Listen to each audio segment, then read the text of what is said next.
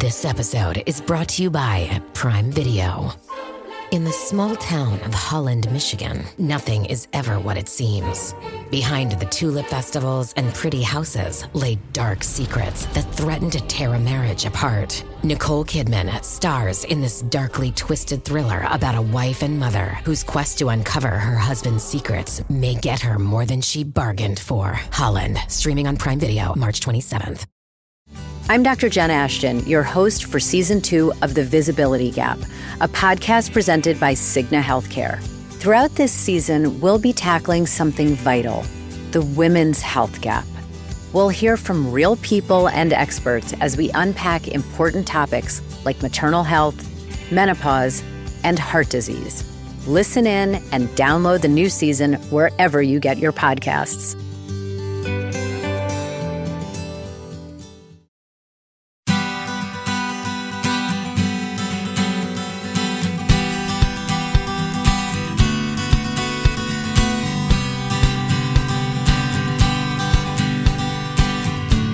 Welcome to the Parent Footprint podcast with Dr. Dan. I'm your host, Dr. Dan, and you're listening to the Parent Footprint Show. Our goal at Parent Footprint and our mission is to create a loving world with more compassionate people, one parent and one child at a time. At Parent Footprint, we strongly believe that the key to raising happy, healthy, engaged, and aware kids is for parents to be happy, healthy, engaged, and aware in their very own lives. We believe that awareness is the foundation to creating a vision of successful parenting. Part of the way we do this is we have this podcast with amazing guests like we have today to talk about timely topics that can be game changers in the way that you parent. Today's show is called Rethinking Discipline with Your Child's Brain in Mind, and I am really fired up to have my colleague, Dr. Payne Bryson, join us today to talk about her work. Tina is the best-selling co-author, along with Dr. Dan Siegel, of 2 New York Times best-selling books, The Whole Brain Child and No Drama Discipline. She's also the executive director of the Center for Connection in Pasadena, as well as an amazing pediatric and adolescent psychotherapist. Tina talks all over the world educating parents and teachers and clinicians, and I feel privileged to have you here today. Tina, welcome to the show. Thanks so much, Dan. I'm so excited to get to do this with you because you are such an amazing change maker in the world, and I can't wait to kind of wrestle with these ideas with you. Awesome. Thank you. Okay, so there's so much for us to talk about, so I'm just going to pick an area to dive right in. Now, what I want our listeners to know, probably several have read your books, but for those of you who haven't, this brain-based parenting aha is really been a paradigm shift in parenting. And when I first discovered it through your books, firstly, The Whole Brain Child, I was like, oh my gosh, this makes so much sense. It's so practical. And how did we not think about our children's brain when we were thinking about how to parent them? So I guess that's a statement and an aha awareness. But my question for you is, how did your work evolve into brain-based focused and particularly brain-based parenting? Well, you know, I've got 3 boys of my own who are now 16, 13, and 10. But when I started really studying about the brain, it was around the year 2000. And I had a newborn, and I started learning about the brain. And I was working on a Ph.D. at the time in social work, and I was studying child rearing theory and child development and attachment science and all of this. And then I came across Dan Siegel's work, and I started studying with him. And so what was happening was, over the years of my children's kind of early years, I was studying with Dan and working on this PhD. And as I was learning about how the brain and the nervous system work and how it explains so much of our behavior and our emotions and how we interact in relationships, I started, going to these classes and sitting in these study sessions, and I would sit in traffic because we're in LA, right? So I would sit in traffic, and I would be thinking about all of these things I was learning about the brain. And I was thinking, okay, when I get home, how can I take what I'm learning about this to think about my kids in a different way and parent in a way that holds their brains in mind? And it was remarkably practical and helpful in me kind of peeling back the layer behind their behavior or what was going on to understand what was happening. And it was so exciting, and it really shifted and empowered me, and in lots of ways made parenting easier, which, oh my goodness, how much do we all want parenting that? easier, right? Yes, yeah. and I started sharing it with other parents and teaching it, and people were getting excited about it. And so that's kind of how the Whole Brain Child book was born, was to take this knowledge that we have of how the brain works and apply it in really practical ways to our child's ongoing development and all of our relationships, actually. And then in the next book, No Drama Discipline, to talk about how do we let that information we know about how the brain works inform being effective disciplinarians so that we can really see behavior changing over time. So it's been really exciting to apply it in kind of in the trenches myself as a parent, and then as a clinician with other with clients and helping other clinicians. And then I also work in a school one day a week. So I've been trying to I've been also had the privilege of kind of seeing how it unfolds in the classroom as well. So how would you explain how this brain-based parenting approach differs from the more traditional parenting models that have been around a long time? Well, I think the biggest thing, and the thing that I'm most kind of excited and passionate about kind of challenging the current ways of thinking, because, Dan, in lots of ways, I think the current trends in parenting, while they differ in some ways from kind of traditional parenting, we're still very much stuck in traditional ways of parenting, especially when it comes to discipline. And I think that what's different about this brain-based approach, at least in the way that Dan Siegel and I approach it, is that we are not just interested in the behavior. We're interested in the mind behind the behavior.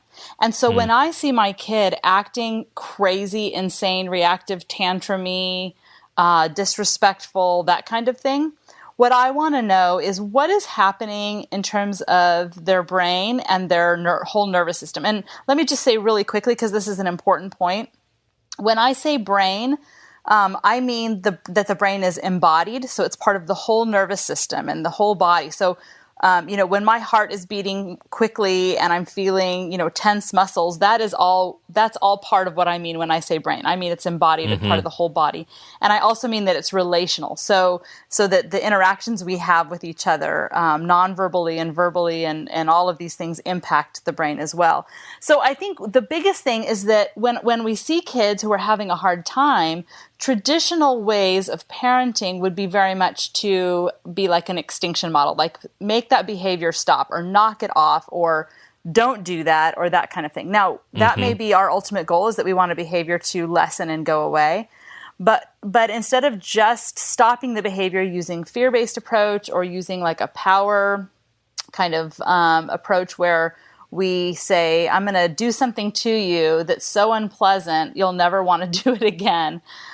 Instead, we're thinking, okay, we want to know what's the mind behind this behavior. And let me give a little bit more of a specific kind of application of that. And that is, this is broad brush done in kind of a simplistic way. Sure. The idea is that, the left side of the brain is a problem-solving, logical, factual approach to the world. And the right side of the brain, the way it approaches the world, is much more a felt sense of like a gut instinct or a bodily sensation, and much more in touch with kind of the emotions of what's going on and the overall picture and the feel of something. And so we also can think about the left side of the brain as an emotional desert and the right side of the brain as an emotional tsunami.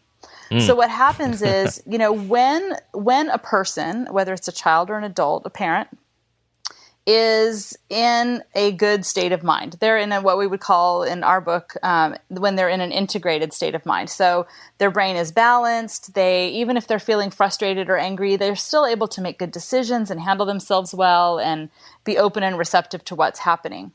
When we're in that good integrated state, the left and the right sides of our brain, our logical system and our emotional system, can communicate pretty well with each other. We can balance that out. But if we get really upset, if we start getting more and more overwhelmed, or we get really frustrated or really angry, that emotional tsunami, that right hemisphere becomes much more active. And the left side of the brain that's logical and into problem solving and the right emotional brain stop really talking to each other. They become disintegrated. So what happens is I see my child in the moment who is totally irrational and saying things like, you know, I hate homework and my birthday isn't for 9 more months and you never do anything nice to me, you know, or whatever. Right. I know in that moment that the left side of the brain is not really engaged in the conversation. And so my traditional ways of approaching parenting would be to logically argue, to say, what are you talking about? We do all these nice things for you. You're so ungrateful. And we kind of just focus on the behavior and the logic. Old school, right? And like, you know, you're so spoiled. You know, when I grew up, you know, we weren't even allowed to argue with our parents, and, you know, we do all of that. Right. But from a brain-based perspective, we would go, oh, my kid's having a right hemisphere tsunami right now. And even though my instinct in this moment is to argue with my child logically and tell them why the things that they're saying make no sense, I know that side of their brain's not even involved in the conversation. And so I can communicate much more effectively with their right side of the brain by using a lot more nonverbal communication, by using a lot more soothing and empathy, like, for instance, wow, you're having such a hard time right now. You're feeling really frustrated or you're really angry.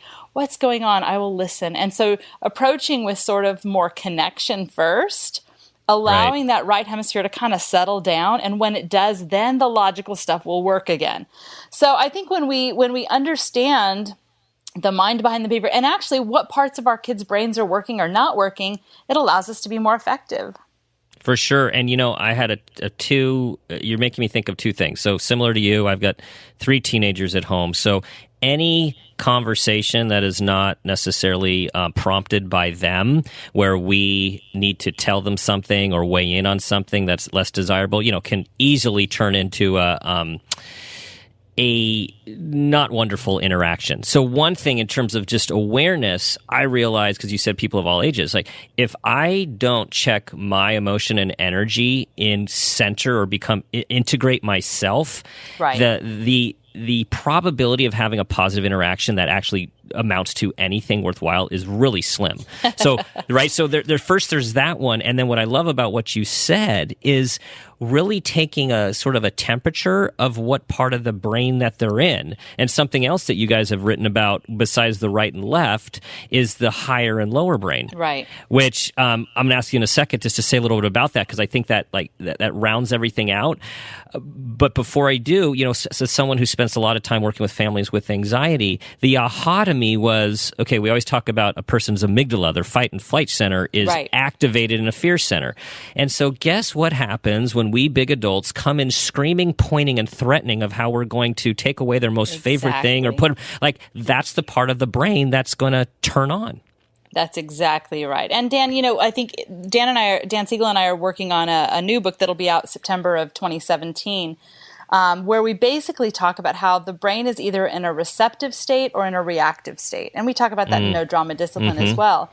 And so one of the ways we're kind of talking about that in this new book, and something I've been teaching for a few years now, is to actually think about, and this is informed by a bunch of different people's work, it's sort of my version of it, but like that integrated state I talked about, when we can kind of, you know, hold ourselves together and handle ourselves well, when we're still open and receptive, that's what I call the green zone. And when we get into heightened nervous system arousal, we get into like our heart's beating really fast, our muscles are really tense, our eyes get really big, and we start feeling really anxious or panicky or angry, like intensity of emotion.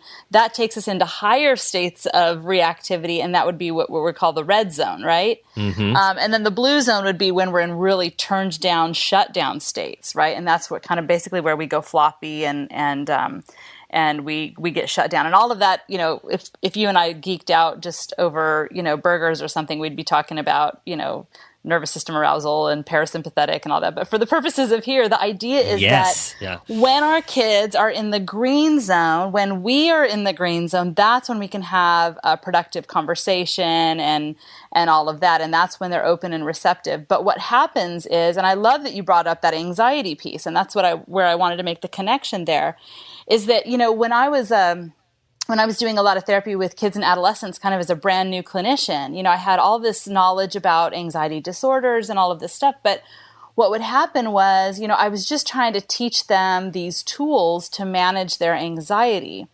But what I didn't realize as a young clinician was that a lot of the tools I was teaching them were things that required them to be in a receptive state in the first place. They had to kind of be able to say, oh, now is time for me to use my tool. And that was really difficult for a lot of them. And what I started realizing when I started peeling back the layers of what is anxiety, it really is heightened nervous system arousal. It's where the brain and the body basically hear that amygdala alarm going off saying there's threat in the environment.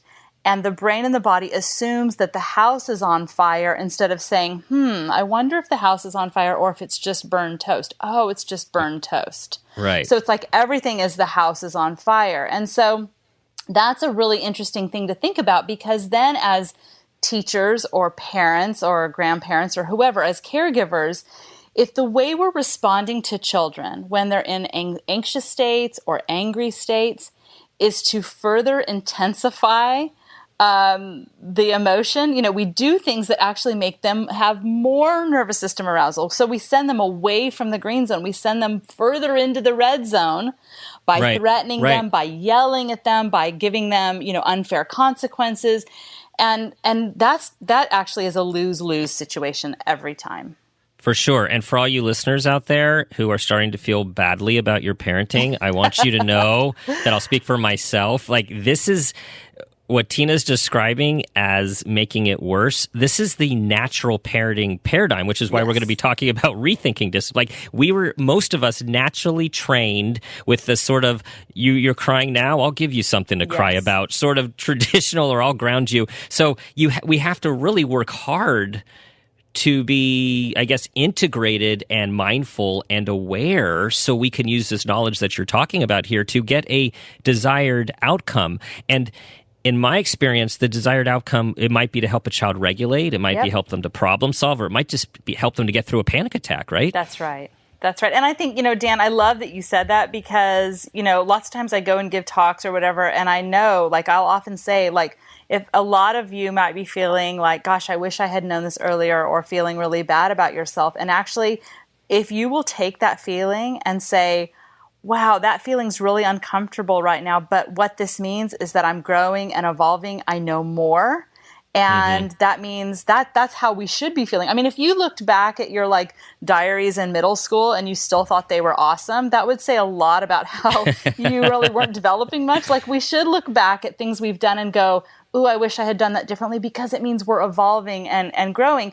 And the other thing, Dan, I would say is, I do that all the time as a parent. I amplify my children's distress all the time. I don't mean to, and sometimes it's because I'm in the red zone, or they've pushed my buttons, or I'm exhausted, or, something from my childhood, I parent in a way that I was parented that I'm reacting to without being thoughtful about.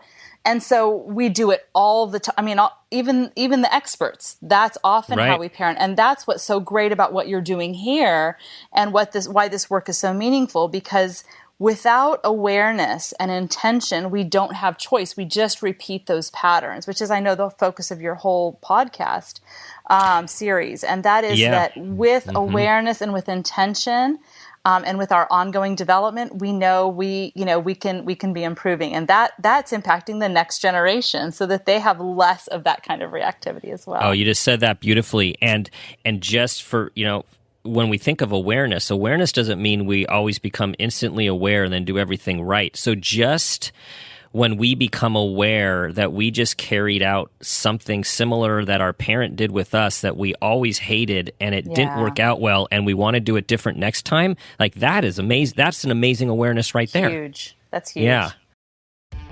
Can you feel it in the air? That sudden shift of mood? It's the perfect time to shed the winter blues and experience the revitalizing qualities of driving a Lincoln. It starts with the Lincoln Spring Sales Event. So step outside and visit your local Lincoln retailer or Lincoln.com for some seriously mood-enhancing offers on current and past Lincoln models. Your transformation awaits. Learn more at Lincoln.com.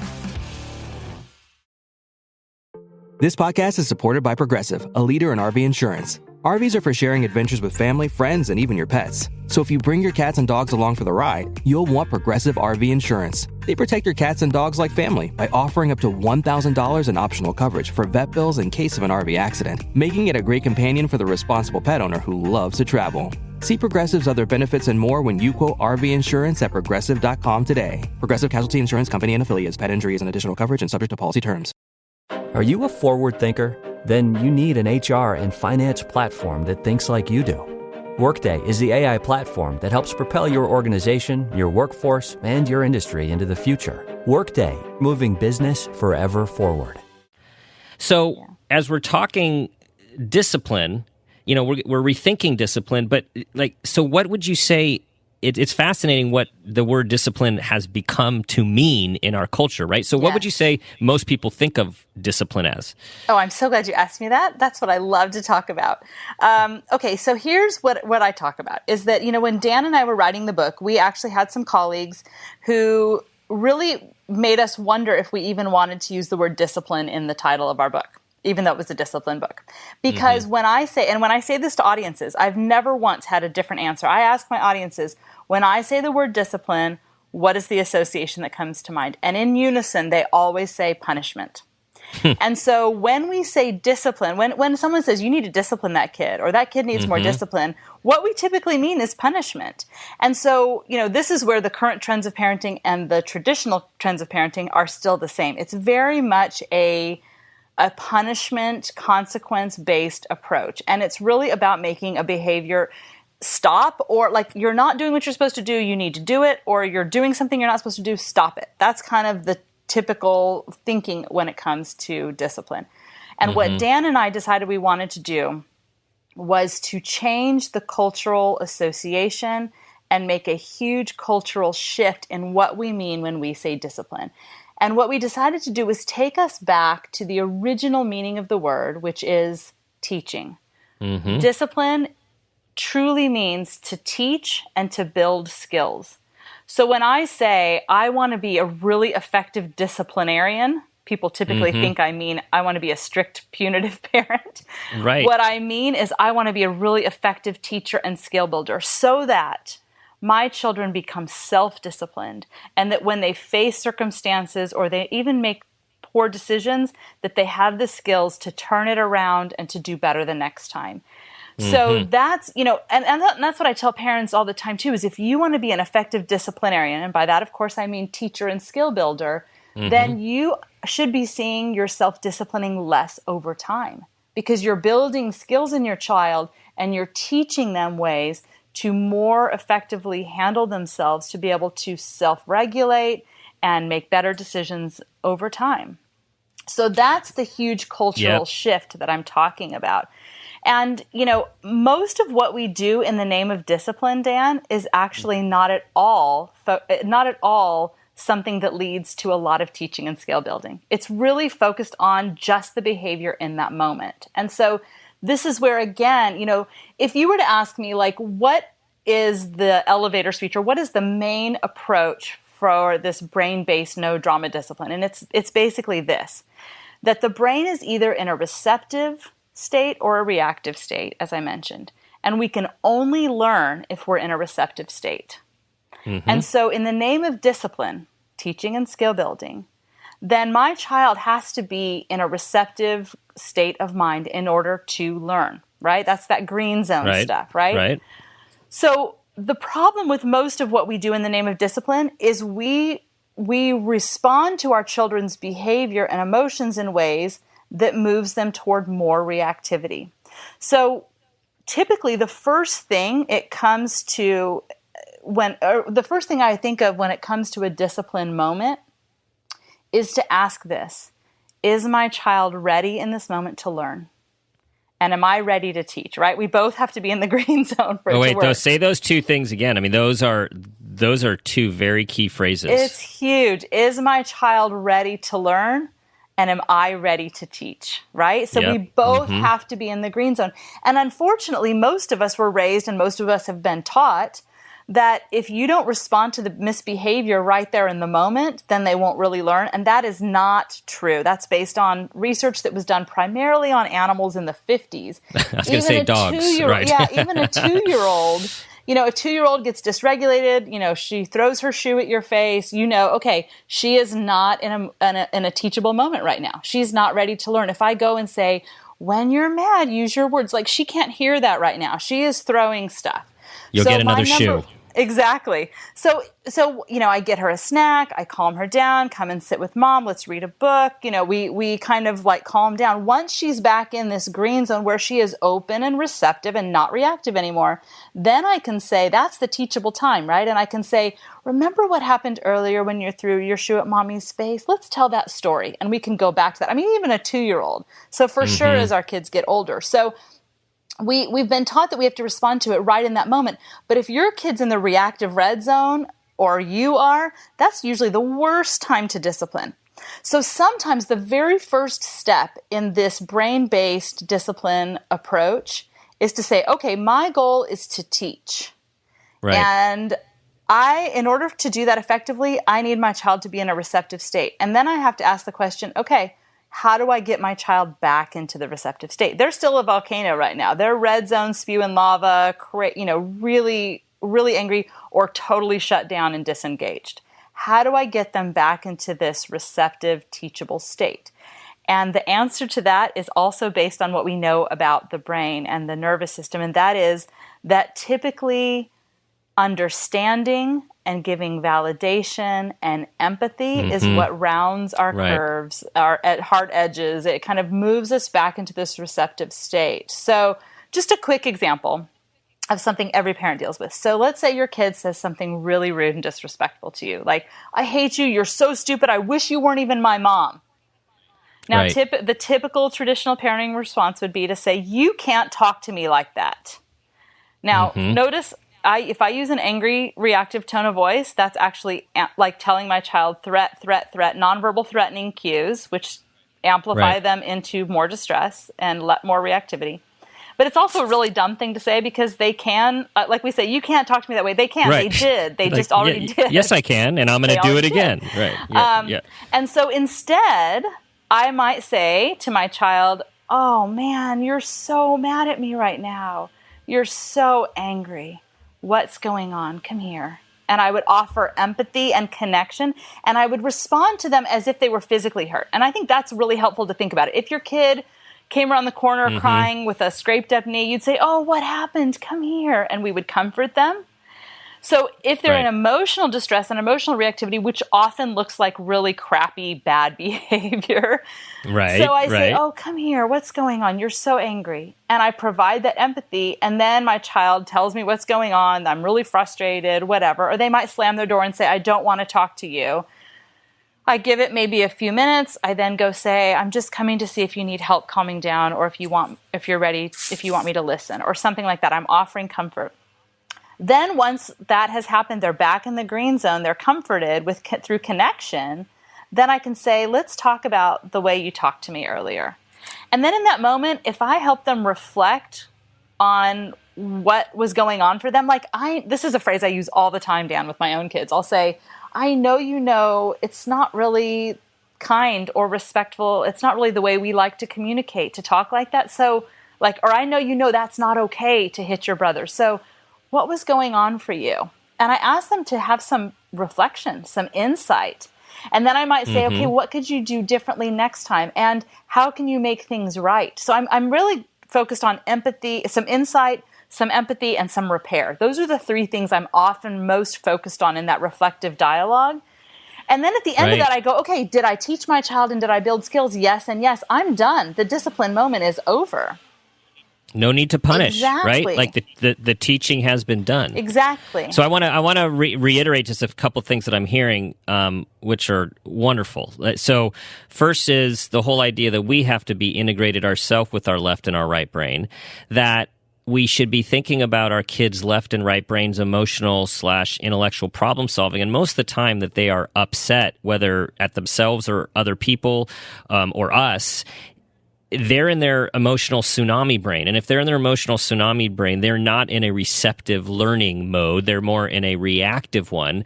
And then our job is to kind of center ourselves, check ourselves, so we can ask the question, am I ready to teach them? And are they ready to learn? And then we have to find a way to validate, to empathize, to understand, to soothe them so they can be in a learning moment, and we don't have to do it right then when the crime is committed. That's right. Cool.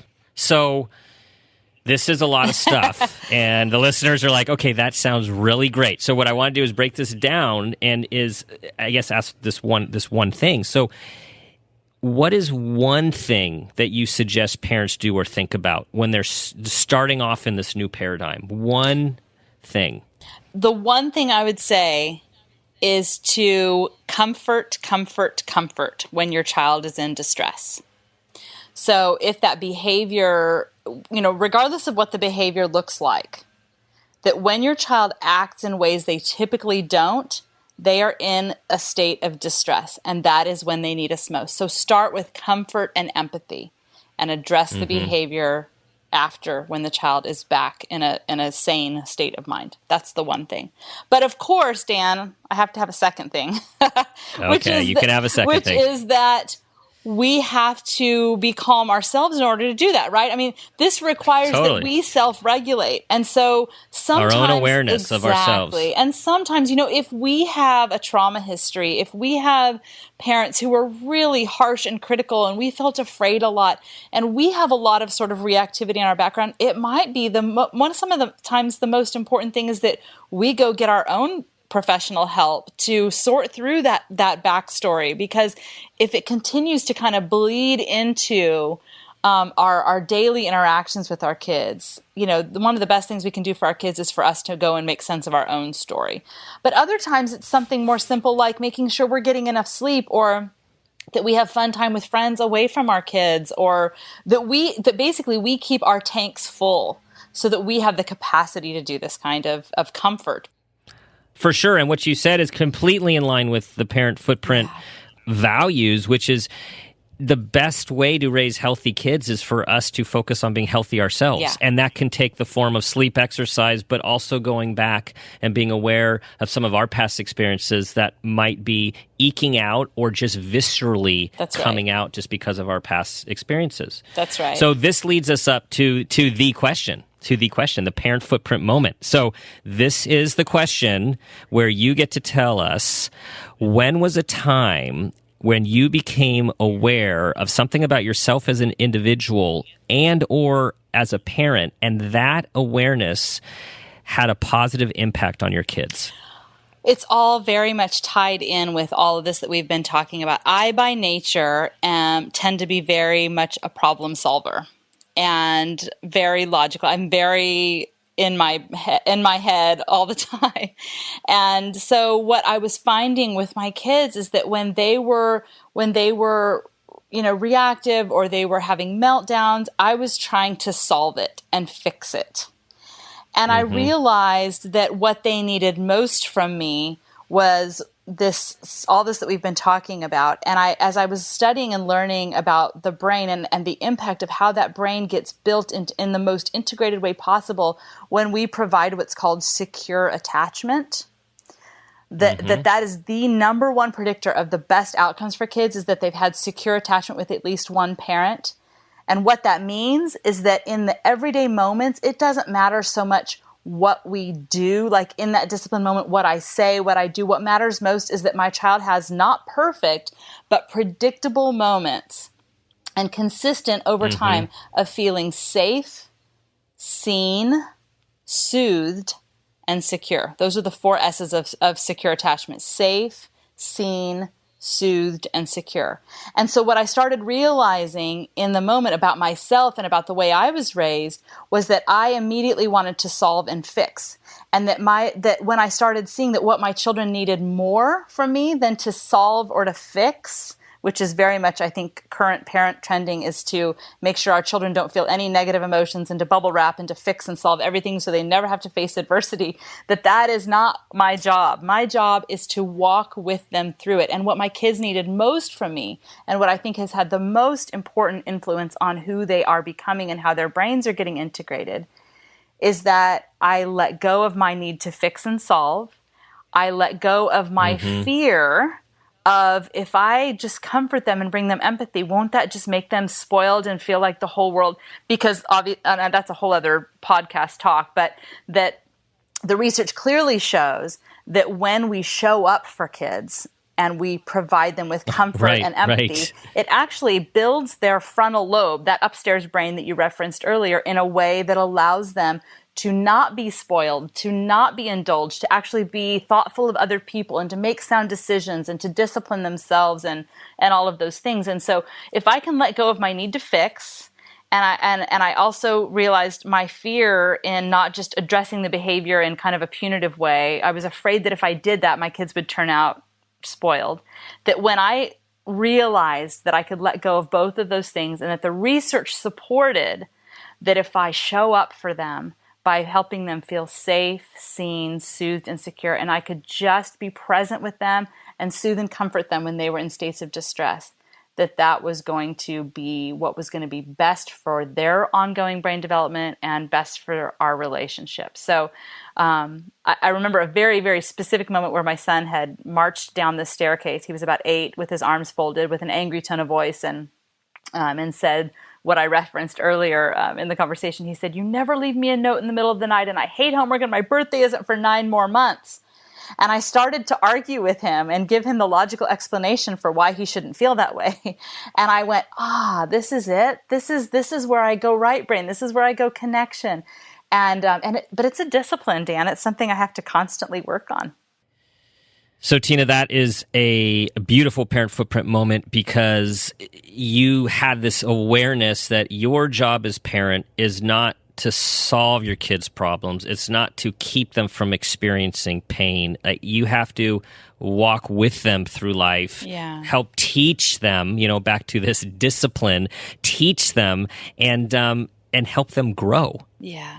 And the other thing, which is really key, is that this is a process. And listeners, this is a process.